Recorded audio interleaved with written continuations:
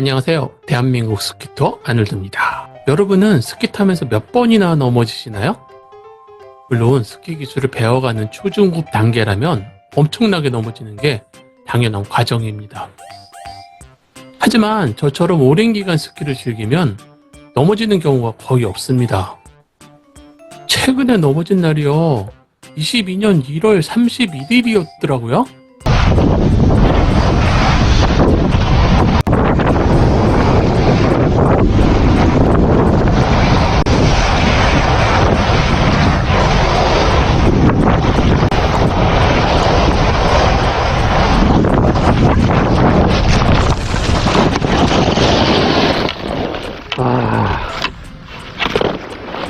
엣지에 걸렸어.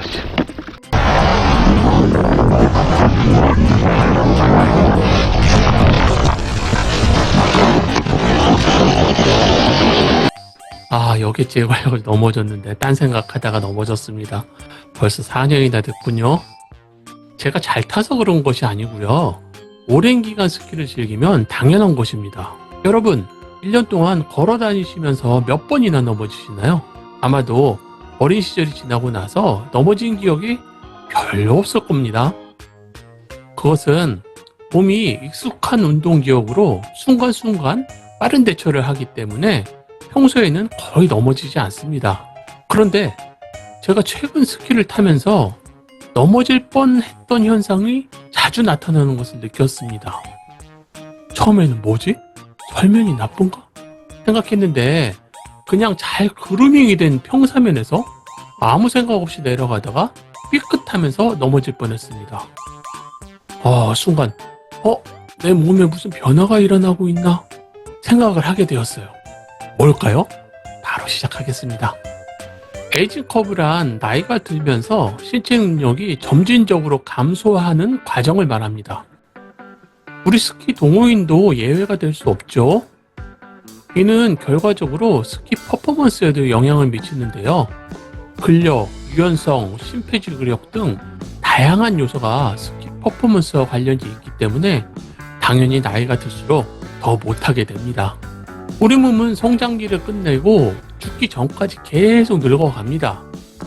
그래서 우리가 노년기까지 스키를 잘 타기 위해서는 스키 동작에 필요한 근육군을 최선의 상태로 유지하는 것이 중요합니다.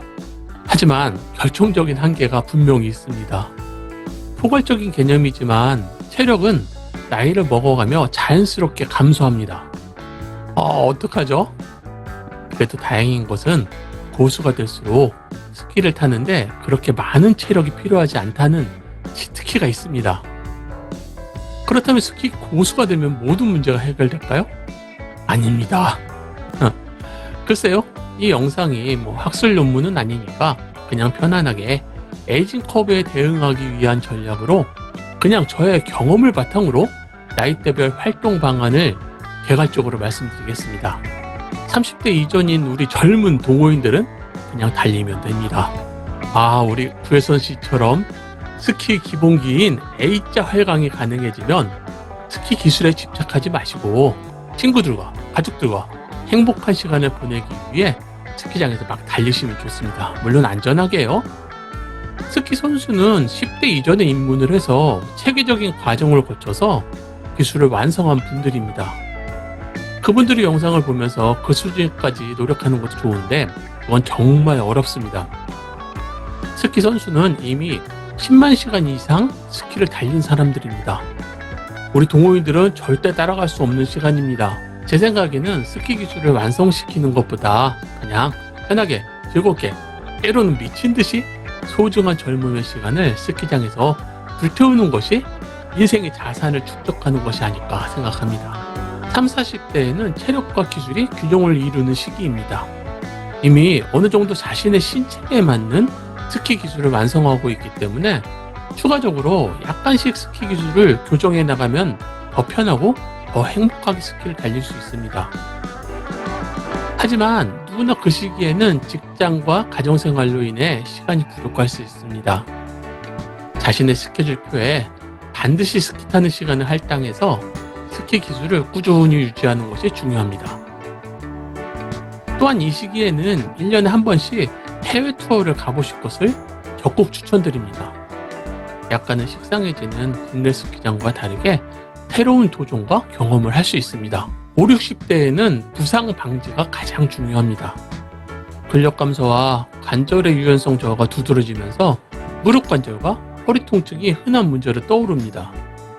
이 시기에는 운동 전 워밍업을 철저히 하시고 관절의 부담을 줄이는 더 편한 자세로 제가 제안하는 티턴같이 그런 기술도 바꿔서 연습하는 것이 좋습니다.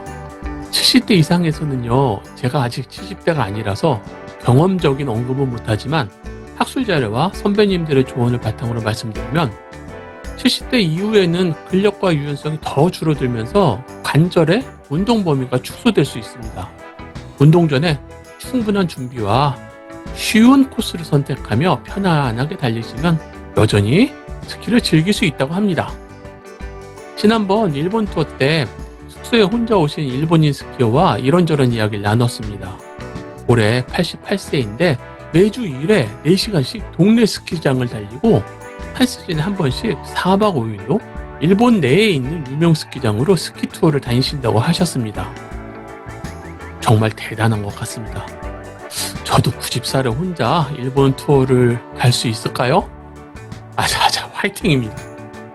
저도 리즈 시절에는 정규 시합 모글 코스를 한 번에 달리면서 플립도 하고 360도 했었는데 이제는 무서워서 코스에 절대 들어가지 않습니다.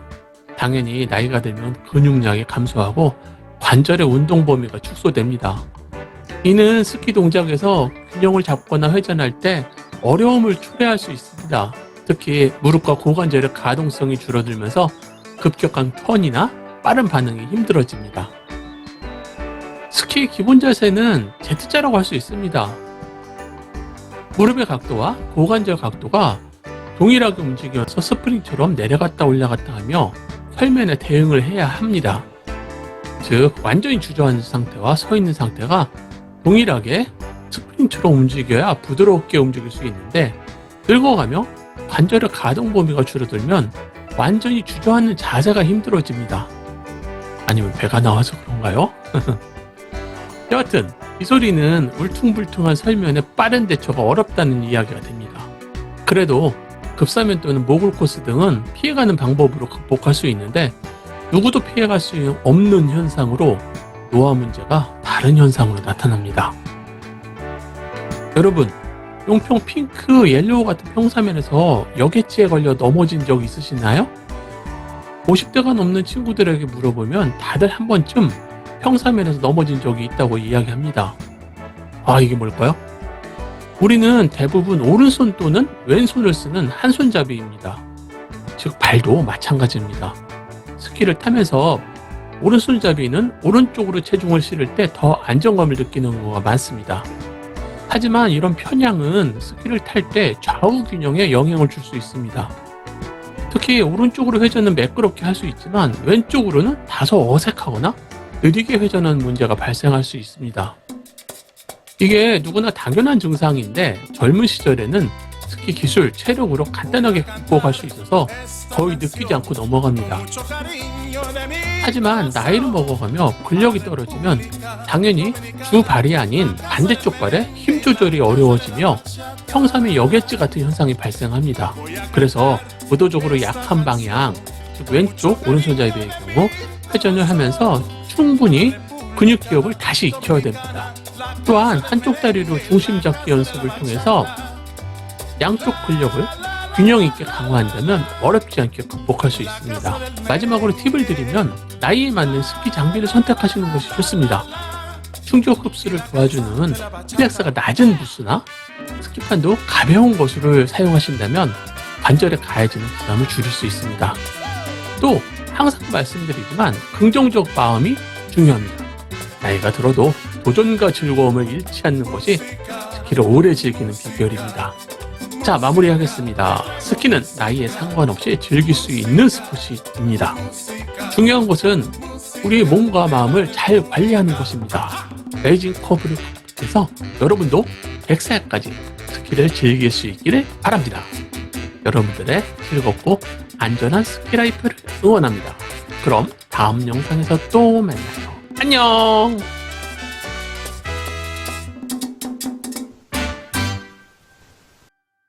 영상이 도움이 되셨다면 좋아요, 구독을 눌러주세요.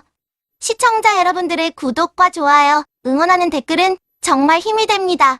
그런데요, 마음에 상처 주는 악플은 정중하게 사양해요. 은성이가 잉잉잉 하고 울어요.